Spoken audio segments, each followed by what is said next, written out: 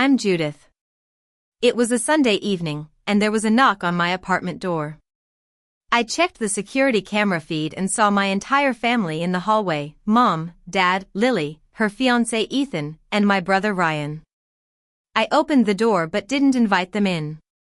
"We need to talk," Dad said. "About what?" I asked. "About how we're going to resolve this situation," Mom said. "Lily needs somewhere to live. Lily needs to go apartment hunting. There are currently 3 vacant units in this building alone. She's welcome to apply for one like any other tenant. She'll need to submit an application, provide proof of income, pass a credit check, and pay first month's rent plus security deposit." "You can't be serious," Lily said. "I'm your sister. Which is why I'm telling you about the vacancies instead of making you find them on Zillow. But you're not getting my apartment." "What about family discount?" Ethan asked. "Some kind of family rate?" "Market rate," I said firmly. "I don't give family discounts. That's how family conflicts start." "Family conflicts?" Mom's voice was shrill. "We're already in a family conflict because you've been hiding your wealth." "I haven't been hiding anything. I've been private about my finances, which is my right. You all made assumptions and I didn't correct them. That's not the same as lying." "You let us think you were struggling," Lily said. "I never said I was struggling. You assumed that because I don't broadcast my financial situation like it's a competition." Ryan spoke up. "So what? You're just going to keep all this money to yourself?" "It's my money, Ryan. I earned it, invested it, and grew it. What exactly do you think you're entitled to?" "We're family," he said. "Being family doesn't create financial obligations. I don't owe you housing, money, or access to my assets." Dad tried a different approach. "Judith, your mother and I are proud of what you've accomplished. We just think you should be more generous with family." "I am generous with family. I host holidays, I remember birthdays, I show up when it matters. What I don't do is hand over my property because someone decides they want it." "So that's it?" Lily's eyes were full of tears. "You're going to keep your precious apartment while Ethan and I struggle to find something we can afford?" "Lily, you don't struggle to afford things. Mom and Dad pay your car insurance, your phone bill, and help with your down payment on your car. You have plenty of money, you just spend it on other things. That's your choice, but it doesn't obligate me to solve the consequences." "This is so typical," Ryan muttered. "Judith always thinks she's better than everyone. I don't think I'm better than anyone. I just refuse to be treated like a resource for you to exploit." They left shortly after, and I knew the fallout would continue for weeks. The family group chat would remain muted. The invitations to family dinners would carry an edge of guilt and manipulation. Mom would tell relatives I was going through something and needed prayers. But let me rewind to how we got here. It was a Tuesday at 9:47 a.m. I was in my office at the commercial real estate firm where I worked as an acquisitions director, taking a sip of coffee, when my phone lit up with the family group chat. "Mom, Judith, we need to discuss your living situation. Your sister Lily and her fiancé Ethan need the apartment. You have until Sunday to find somewhere else. This works better for the family." Below that, Lily had already posted a Pinterest board titled "Downtown Loft Transformation" with images of exposed brick, modern lighting, and open concept layouts. This was the apartment I'd lived in for 3 years. "Lily, Mom, can we start painting this weekend? I want to get the bedroom done before Judith's stuff is even gone." Ryan chimed in, "About time. Judith's been hogging that place forever. She doesn't even need that much space." I set down my coffee and pulled up my laptop, navigating to the property management portal for Thompson Holdings LLC, the company I'd established 6 years ago when I started investing in real estate. My family knew nothing about this company because they'd never asked what I did with my money. The building at 567, Elm Street appeared on the screen. It had 12 units, a mix of commercial and residential. The purchase price was $2.5 million, and its current value was $3.8 million. The owner was Judith Thompson via Thompson Holdings LLC, including the two-bedroom unit on the third floor where I currently lived. My family thought the apartment belonged to some vague family investment they had partial control over. I pulled up the access control system and looked at the active key cards. 4 cards were registered to my apartment, mine, Mom's emergency spare, Lily's just in a case copy, and 1 Dad had made himself last year without asking. My phone buzzed again. Dad, Judith, your mother and I have discussed this. Lily and Ethan need to start their married life somewhere affordable. You're established in your career. You can find another place easily. Established in my career. That was one way to put it. I was one of the youngest acquisitions directors at Summit Commercial Real Estate with a personal portfolio of 7 properties worth a combined $11 million. But my family still saw me as the quiet middle child who'd stumbled into a decent job. Mom, we're doing you a favor, really. Time to stop being so comfortable and push yourself. Maybe get a roommate, learn to budget better. Budget better. I'd been financially independent since 25, putting myself through business school while working full-time, and had never asked them for $1. Meanwhile, Lily was 26, still on Mom and Dad's phone plan, and had her car insurance paid by the family account. I clicked through to the tenant management system and pulled up the lease agreement for Unit 3B, my apartment. Tenant, Judith Thompson. Landlord, Thompson Holdings LLC. Lease term, month to month with owner occupancy rights.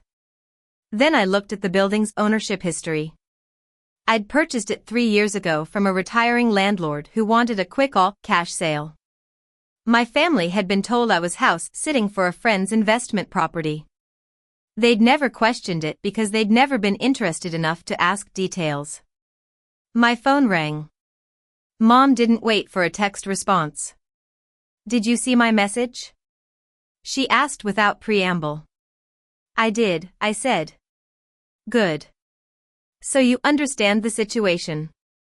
Lily needs that apartment and you've had it long enough. Time to share family resources. Family resources, I repeated. Don't take that tone. You know what I mean. The apartment was available, you moved in, but now Lily has priority. She's getting married, starting a life. You're just there. Just there. Living my life, managing my properties, building wealth my family couldn't even conceptualize. Who owns the building, Mom? I asked. What? Some investment group your father knows. Why does that matter? Because I'd like to understand the authority behind this eviction notice. It's not an eviction, Judith. It's family managing family assets. Don't be dramatic. Does Dad have an ownership stake in the building? I don't know the details. He handles the investments. The point is the apartment needs to go to Lily. That's final. I see. And you've confirmed with the actual building owner that this is acceptable. Judith, stop being difficult. This is already decided. After hanging up, I sent a message to my property manager, Tom. My family is attempting to evict me from Unit 3B under the mistaken impression they have authority to do so. They have unauthorized key cards. Please deactivate all cards except mine effective immediately and update building security. Tom responded within minutes. Done. Building security has been notified. Should I send formal lease violation notices to the unauthorized cardholders? Not yet. Let's see how this plays out. The family group chat was heating up. Lily, Judith, don't make this harder than it needs to be. Mom said you're being stubborn about moving out. Ryan, typical Judith. Always has to make everything complicated. Dad, Judith, I'm calling the building management tomorrow to ensure a smooth transition. Please have your belongings packed by Saturday. I took a screenshot of the property deed showing Thompson Holdings, LLC as the owner with my name listed as the sole member and manager. Then I took another screenshot of my tenant portal showing my lease agreement. I saved both but didn't send them. Not yet. Thursday morning, my phone erupted with calls from Dad. I was in a meeting with a client discussing a potential $7 million mixed-use development acquisition, so I let it go to voicemail. The voicemail was 2 minutes of confusion and anger. Judith, I just got off the phone with building management. They're saying I don't have authorization to discuss the property. They won't even confirm tenant information. What kind of operation are they running? Call me back immediately. I texted him, in meetings all day. We'll call tonight. By Thursday afternoon, Lily had apparently tried to access the building with her key card. Lily, my key doesn't work. Mom, something's wrong with the building security. I can't get in to start measuring for furniture. Mom, Judith, did you do something to the security system? Me, I haven't touched anything. Perhaps building management updated their protocols. Dad, this is unacceptable. I'm going down there in person to sort this out. I imagine Dad walking into the building lobby, demanding to speak to management, only to be directed to contact the corporate office of Thompson Holdings, LLC. The corporate office that consisted of my attorney, my accountant, and me. Friday morning brought the call I'd been expecting. Judith, Dad's voice was tight. I need you to explain something to me. I went to the building management office yesterday. They directed me to contact the ownership group. When I called, I was told that all tenant and property matters must go through the primary owner, who is listed as Judith Thompson. That's correct, I said. Silence. What do you mean that's correct? I mean I own the building, Dad. I purchased it 3 years ago. Thompson Holdings, LLC is my company. That's impossible. You don't have that kind of money. I do, actually. I've been investing in real estate since I was 26. I own 7 properties with a combined value of about $11 million. The Elm Street building was my 3rd acquisition. 11 million? You're saying you have $11 million in real estate? In property value, yes. About $3. 5 million in equity after mortgages, plus my investment accounts and liquid assets. The silence stretched so long I thought he'd hung up. Why wouldn't you tell us this? You never asked. You've never asked what I do with my money, how my career is going, or what my long-term plans are. You assumed I was getting by in some entry-level job, so that's what you saw. But we're your family. And yet you just tried to evict me from my own property to give it to Lily. You didn't know it was my property because you didn't ask. You made assumptions and acted on them. Now you're upset that your assumptions were wrong. Dad was struggling to process. The apartment, Lily needs it. Can't you just? No. Lily can find her own apartment. There are dozens available in the area. She doesn't get to have mine just because Mom decided it was convenient. This is going to devastate your sister. Lily will survive the devastation of having to apartment hunt like every other engaged couple in the city. Your mother is going to be very upset. Mom is already upset that I'm not immediately complying with her demands. This just gives her a different reason. Friday evening, Mom called. I was at a property showing for a potential 8th acquisition, a small office building in the historic district, but I answered. Judith, your father told me the most ridiculous story. It's not a story, Mom. I own the building. I'm not moving out. Lily needs to find somewhere else to live. But we promised her that apartment. You promised her something that wasn't yours to promise. That's not my problem. How can you be so selfish? She's your sister. And I'm a person with property rights. Being related doesn't entitle her to my apartment. This isn't some stranger's apartment. This is family. No, Mom. This is my apartment in my building. Family doesn't enter into it. I can't believe you've been lying to us about this for years. I haven't lied about anything. You told people I was house sitting and I didn't correct you because honestly it wasn't your business. I pay my bills, live my life, and manage my investments. None of that required your input or approval. You've been secretly thinking I'm struggling while your sister is being subsidized by you. Lily doesn't struggle. She has a decent job and parents who subsidize half her expenses. She's choosing to live beyond her means and that's her decision. I chose to live below my means and invest the difference. Different choices, different outcomes. Mom hung up on me. The family group chat exploded over the weekend. Lily, I can't believe you've been lying to us. You have millions and you let me think we were doing you a favor. Ryan, this is so messed up.